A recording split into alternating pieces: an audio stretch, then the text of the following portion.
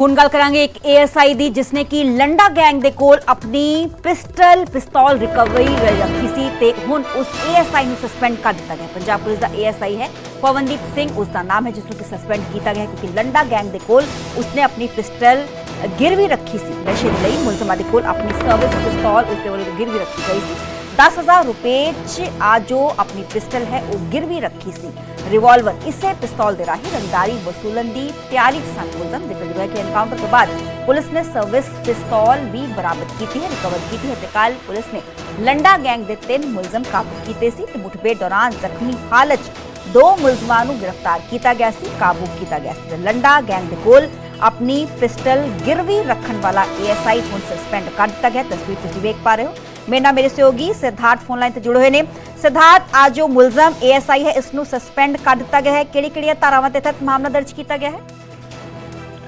बिल्कुल जे गल की जाए तो जिहड़ा पिस्टल अपने नूं जिहड़ा उन्हां दे जिहड़े गुरगे जिहड़े लखबीर सिंह लंडा गैंगस्टर जो विदेश च बैठा उन्हां नूं देण दे मामले दे विच इस संबंधी जिहड़ा एएसआई नूं जिहड़ा दस्सिया जा रहा कि सस्पेंड कर दिता गया और गिरफ्तारी जी है यदि कल पा ली गई है और इस मुकदमा दर्ज करके जांच शुरू कर दी गई है। हालांकि इस दे नाल ही दस दी कि नशा करन दा भी जिहड़ा दस्सिया जा रहा कि आदी हो गया, नशा करन करके ही सारा कुछ इसने जिहड़ा है कीता है।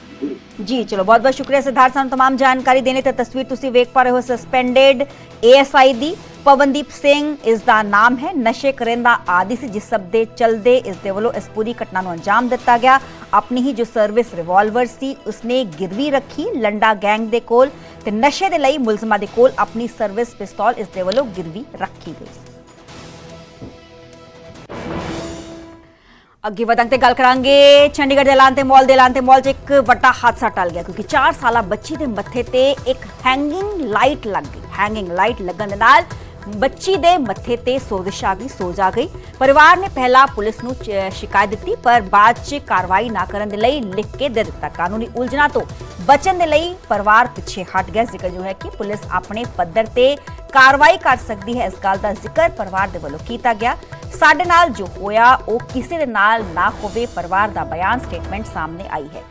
ते कल क्रिसमस का पूरा मौका सी, बच्ची अपने माता पिता दे नाल एलांते मॉल गई सी जिस सब दे चलदे उत्थे पूरी डेकोरेशन एलांते मॉल दे अंदर ही की गई है।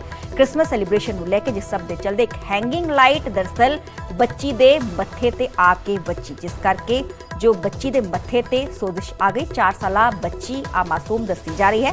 पहला ते परिवारक जनिया ने पुलिस को शिकायत दी पर कितना किते कानूनी उलझना तो बचन दे लई पुलिस दे वल्लों जो शिकायत है वापस ले ली गई, परिवार पीछे हट गया। इस गल का जिक्र परिवार दे वल्लों कीता गया कि पुलिस अपने पद्धर ते कार्रवाई कर सकती है। ते इसी साल दी असीं गल करिए ते इस साल भी पहले 2 हादसे वापर चुके हैं। फ्रॉग बना हुआ है कॉर्नर में तो वो वहां जाके बैठ गई और उसी स्टेज एरिया पे हैंगिंग लाइट्स थी, गोल गोल सी बॉल्स टाइप सी। वो हैंगिंग लाइट्स वहां पे ऊपर अटैच टाइप थी। हमें नहीं था कि वो कभी नीचे आएंगी भी क्योंकि और बच्चे आसपास थे बट वो स्टेज पे डांसिंग फ्लोर पे नहीं थे क्योंकि वहाँ म्यूजिक नहीं चल रहा था तो डांसिंग फ्लोर पे नहीं थे, सिर्फ लाइट्स थी वहां पे। तो ये बच्चा मेरा साइड में कॉर्नर पे फ्रॉक के ऊपर बैठा हुआ था और सडनली जस्ट वो लाइट्स नीचे आ गई। तो आपने पुलिस कंप्लेंट की?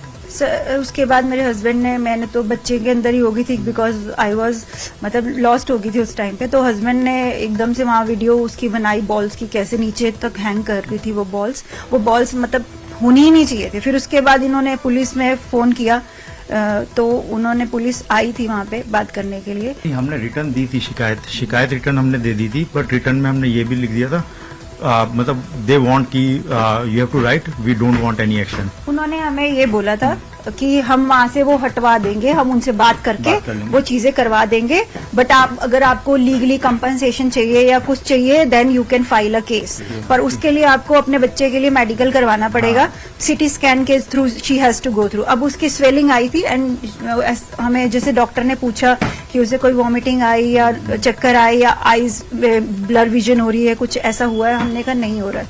तो दैट मीन्स कि शी वॉज फाइन। तो हमें ये था कि माता रानी की कृपा से मतलब कि वो बच गया हमारा बच्चा।